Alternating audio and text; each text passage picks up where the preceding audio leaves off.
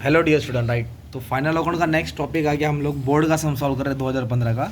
तो कुछ एकदम अजीब सा सम आया था, इजी था, ठीक है। पर टेबल कैसे दिया है, टेबल का रूप अलग दिया, राइट। डेबिट और क्रेडिट। तो फाइनल अकाउंट में क्या है, टेबल एडजस्टमेंट, टेबल एक बार लिखना है, एडजस्टमेंट दो बार लिखना है। तो जो डेबिट साइड दिया ना, डेबिट साइड वो ट्रेडिंग के डेबिट में आएगा, या प्रॉफिट एंड लॉस के डेबिट में आएगा, या कैपिटल के डेबिट, नहीं तो एसेट्स में आएगा। डेबिट वाला यहाँ नहीं तो एसेट्स, और क्रेडिट वाला आइटम यहाँ आएगा, यहाँ आएगा, नहीं तो लाइबिलिटीज में आएगा, ठीक है। तो मैं स्टार्ट करता हूँ। टेबल एक बार, एडजस्टमेंट दो बार। तो सबसे पहले क्या दिया है, देयर आर टू पार्टनर, अपेक्षा प्रतीक्षा, तो दो कॉलम बना है, राइट। अगर तीन पार्टनर रहेगा तो अपने को कितना कॉलम बनेगा, तीन, तो दो पार्टनर वाला सम है, राइट।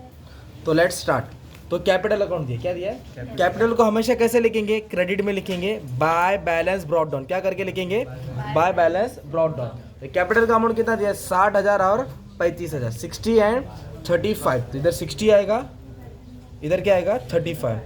और ड्राइंग रहेगा तो डेबिट में आएगा, ड्राइंग रहेगा तो डेबिट में आया, तो लिखने का था, बस समझाने के लिए आपके लिए लिख दिया, ठीक है।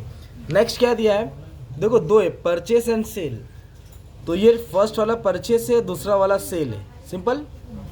ये परचेस है और ये सेल है। तो परचेस वाला डेबिट में है ना, तो डेबिट में आएगा परचेस। तो परचेस ट्रेडिंग अकाउंट में आएगा 46,700, और सेल किधर आएगा, क्रेडिट में। सेल का अमाउंट कितना दिया है, 85,000, तो उसको आपको क्रेडिट में लिखना पड़ेगा, राइट। तो जैसे परचेस और सेल लिखे ना, तुरंत देखो कोई रिटर्न है क्या, परचेस रिटर्न, सेल्स रिटर्न। तो परचेस रिटर्न और सेल्स रिटर्न नहीं दिया क्वेश्चन में, तो क्या करेंगे, इसको डैश मार के परचेस का अमाउंट बाहर डाल देंगे, सेल्स में से सेल्स रिटर्न माइनस होता है, सेल्स रिटर्न नहीं दिया है तो सेल्स का भी अमाउंट क्या कर देंगे, बाहर पोस्ट कर देंगे, ठीक है। अंदर क्यों लिखेंगे, अगर रिटर्न आता तो माइनस करते हैं। नेक्स्ट क्या दिया है, डेटर और क्रेडिटर्स। तो डेटर्स मतलब एसेट्स होता है जो पैसा आने वाला है, और क्रेडिटर मतलब लायबिलिटी। डेटर मतलब पैसा वसूल करना है, वो अपना एसेट्स है, और क्रेडिटर्स क्या होता है, लायबिलिटी। अमाउंट देखो कैसे दिया है, जो डेबिट में दिया ना वो डेटर्स का अमाउंट है, और जो क्रेडिट में दिया ना वो क्रेडिटर्स का अमाउंट है। तो डेटर्स 28,000 है, क्रेडिटर 25 है, डेटर 28, और डेटर पे एडजस्टमेंट दिया है, ठीक है। तो 28 से अंदर लिख देता हूँ, समझाता हूँ क्या है। और क्रेडिटर 25,000, इस पर एडजस्टमेंट नहीं, बाहर आ गया ना। फिलहाल इतना तो याद कर लो, डेटर क्या होता है, एसेट होता है, क्रेडिटर क्या होता है, लायबिलिटी, ठीक है। नेक्स्ट क्या दिया मालूम है क्या, बिल रिसीबल, बिल्स पेबल। तो bill receivable assets, bills payable liability. तो बिल रिसीबल एसेट्स में आएगा, और बिल्स पेबल किधर आएगा, लायबिलिटी। बिल रिसीबल का अमाउंट कितना दिया है, 9,600, और बिल्स पेबल का अमाउंट दिया है 7,800, है ना, ओके, 7,800। और क्रेडिट में दिया है तो क्रेडिट वाला लायबिलिटीज में आता है, okay. Bill receivable, bills payable, debtor, creditor, है ना, ये प्रॉपर्टी होता है, कर्ज होता है, राइट। अभी नेक्स्ट क्या दिया मालूम है क्या, ओपनिंग स्टॉक 18,000। तो ओपनिंग स्टॉक किधर आता है, फैक्ट्री। फैक्ट्री बोलो तो ट्रेडिंग अकाउंट में आएगा ना, तो ट्रेडिंग अकाउंट में डेबिट साइड डाल देंगे, ओपनिंग स्टॉक 18,000 दिया, राइट। ओपनिंग स्टॉक किधर आएगा, ट्रेडिंग अकाउंट में आएगा, राइट। नेक्स्ट क्या दिया मालूम है क्या, वेजेस। क्या दिया है, वेजेस। तो वेजेस ट्रेडिंग अकाउंट में आएगा, सैलरी प्रॉफिट लॉस में आएगा, कैरेज इनवर्ड, कैरेज आउटवर्ड, इधर इंपोर्ट ड्यूटी, इधर एक्सपोर्ट ड्यूटी, मतलब फैक्ट्री में या माल लाने का खर्चा यह आएगा, और शोरूम में या सेलिंग एक्सपेंस या बेचने का खर्चा यह आएगा, या प्रोडक्शन आता है या ऑफिस का आता है, राइट। तो इधर लिखेंगे वेजेस, क्या लिखेंगे, वेजेस। रोज का हाजिरी, पगार 9,900 दिया है, एडजस्टमेंट है तो उसको अंदर लिखेंगे। वेजेस के बाद दिया इन्वेस्टमेंट। क्या दिया है, इन्वेस्टमेंट मतलब पैसा कहीं जमा किया है, तो इन्वेस्टमेंट एसेट्स होता है, क्या होता है, हमेशा याद रखो, इन्वेस्टमेंट क्या होता है, और लोन लिया तो लायबिलिटी। इन्वेस्टमेंट मतलब पैसा जमा किया है, तो इन्वेस्टमेंट क्या रहेगा, आपका एसेट रहेगा ना। कितना इन्वेस्ट किया है, 13,500, तो इन्वेस्टमेंट एसेट होता है, ठीक है। नेक्स्ट क्या दिया है, पोस्टेज एंड टेलीग्राम। तो जो पोस्टेज होता है वो ऑफिस का लेटर होता है ना, पोस्टेज टेलीग्राम, तो ऑफिस वाले रहते हैं, तो यहाँ लिखेंगे पोस्टेज। कितना है पोस्टेज का अमाउंट दिया है, 3,600, एडजस्टमेंट नहीं है तो बाहर डाल दो। उसके बाद दिया है इंश्योरेंस। तो इंश्योरेंस भी कहाँ का खर्चा होता है मानी में क्या, ऑफिस का ही खर्चा होता है, तो ये ऑफिस का खर्चा है तो आपको प्रॉफिट एंड लॉस में डालना पड़ेगा। बट इंश्योरेंस पे एडजस्टमेंट दिया है तो अमाउंट अंदर लिखना पड़ेगा। इंश्योरेंस का अमाउंट कितना दिया है, 1,200 दिया, ठीक है। और क्या क्या आएगा इधर, रेंट आएगा, एडवर्टाइजमेंट आएगा, general expense, sundry expense, office expense, interest, discount, commission, सब यहाँ आएगा ना। अब इंश्योरेंस के बाद क्या दिया है, plant and machinery. Plant and machinery क्या होता है, एसेट्स, तो आपको प्लांट एंड मशीनरी एसेट्स में लिखना पड़ेगा, ठीक है। प्लांट और मशीनरी कितना अमाउंट दिया है, प्लांट एंड मशीनरी का 40,700।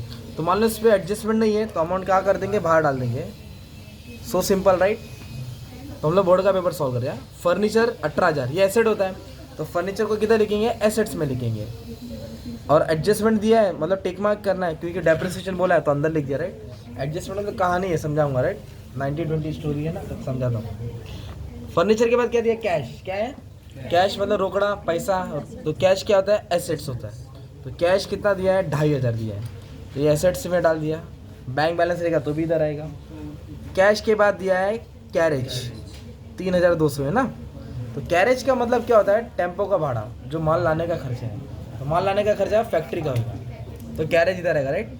गुड्स को परचेज किया तो ट्रांसपोर्ट चार्जेस है ना, तो कैरेज 3,200। हाँ, कैरेज इनवर्ट रहता तो भी यहाँ आता, अगर आउटवर्ड बोला रहता तो प्रॉफिट एंड लॉस। नेक्स्ट बोला है बैड डेट्स, 400 दिया है। तो बैड डेट्स मतलब होता है चूना लगा दिया, पैसा लेके भाग गया। जो कस्टमर से पैसा आने वाला था वो धोखा दे दिया, तो भूल जाओ। तो 400 बैड डेट्स है। और भी बैड डेट्स की कहानी है तो समझाऊंगा है ना। बैड डेट मतलब जो अमाउंट रिकवर नहीं होएगा कस्टमर से। आफ्टर दैट देखो इधर प्रीपेड रेंट दिया है। अगर रेंट दिया रहता ना, क्या रेंट, तो प्रॉफिट एंड लॉस में आता, पर सिर्फ रेंट के साथ एक वर्ड जॉइंट है, प्रीपेड। क्या बोला है, तो प्रीपेड एसेट्स में आएगा। कहाँ आएगा, एसेट। और आउटस्टैंडिंग बोला रहेगा तो लायबिलिटी। और प्रीपेड किधर आएगा, प्रीपेड मतलब होता है एडवांस। क्या होता है, एडवांस। तो कितना दिया प्रीपेड, 7,000, ठीक है, 7,007, ठीक है। अभी नेक्स्ट बोला है सैलरी। सैलरी बोला है 10,500 राइट। तो सैलरी पे एडजस्टमेंट नहीं है, तो ठीक है। तो सैलरी कहाँ का खर्चा होता है, ऑफिस का खर्चा होता है, तो प्रॉफिट एंड लॉस में सैलरी अमाउंट दिया 10,500। तो सैलरी को मैंने प्रॉफिट एंड लॉस में पोस्ट कर दिया। तो हमने क्या किया, टेबल की पोस्टिंग की। कहाँ की पोस्टिंग की, टेबल। अब एडजस्टमेंट की बारी होगी, किसकी, एडजस्टमेंट। तो पहला एडजस्टमेंट क्या दिया, क्लोजिंग स्टॉक 31,000। तो एडजस्टमेंट को 2 जगह लिखेंगे ना, ट्रेडिंग के क्रेडिट में और एक एसेट्स में। याद हो गया, किधर आएगा, और एक बोलो, वीडियो चाले नो प्रॉब्लम, आवाज जाने दो, बोलो। ट्रेडिंग के क्रेडिट में और एक एसेट्स में। तो 31,000 को 2 जगह लिखेंगे, 31, एक इधर आएगा और एक इधर, मतलब एडजस्टमेंट याद करना पड़ेगा आपको, ठीक है भाई। क्लोजिंग स्टॉक 31,000 हो गया ना, 2 इफेक्ट, क्योंकि स्टॉक बच गया तो एसेट रहता है ना। एक ट्रेडिंग के क्रेडिट में लिखा और एक एसेट्स में लिखा, ओके।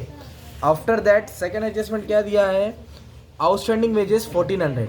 आउटस्टैंडिंग मतलब पेंडिंग है, देना बाकी है, तो आउटस्टैंडिंग ऐड होएगा। क्या होएगा, ऐड होके लायबिलिटी, ऐड होके, तो वेजेस में क्या करेंगे, ऐड करेंगे आउटस्टैंडिंग वेजेस। क्या लिखेंगे, कितना आउटस्टैंडिंग है मालूम है क्या, आउटस्टैंडिंग है 1400। कितना है, तो 1400 ऐड करेंगे, 0 0 9 और 4 3 13 है ना, 10 मतलब 11,300 है। तो आउटस्टैंडिंग का दूसरा पैक किधर आ जाएगा, लायबिलिटीज में। किधर आ जाएगा, इधर लिखेंगे आउटस्टैंडिंग वेजेस। अभी अमाउंट कौन सा लिखने का, जो ऐड किया ना वो लिखने का, 1400, ओके। ये भी सिंपल हो गया, सेकंड में हो गया। थर्ड बोला फर्नीचर पे 10% डेप्रिसिएशन। तो डेप्रिसिएशन मतलब क्या होता है, वैल्यू कम हो जाता है। क्या हो जाता है, वैल्यू कम हो जाता है, तो माइनस करेंगे। तो माइनस लिखेंगे डेप्रिसिएशन। डेप्रिसिएशन मतलब वैल्यू घट गई ना, तो कितना टका, 10%। तो 18,000 पे 10% निकालेंगे, एक जीरो छिपा देंगे ना, तो 1800 आएगा राइट। तो इसको माइनस करेंगे तो कितना आएगा, 18,000 में से 2,000 गया तो 16,000, मतलब 16,200 बच रहा है ना। तो एसेट्स में क्या किया हमने, माइनस किया। एसेट्स में जो भी माइनस करेंगे, एसेट में जब भी माइनस करेंगे प्रॉफिट एंड लॉस के डेबिट में आएगा। इधर लिखेंगे टू डेप्रिसिएशन ऑन फर्नीचर। कितना डेप्रिसिएशन है मालूम है क्या, 1800। कितना है, 1800। तो 1800 यहाँ आ जाएगा, सिंपल।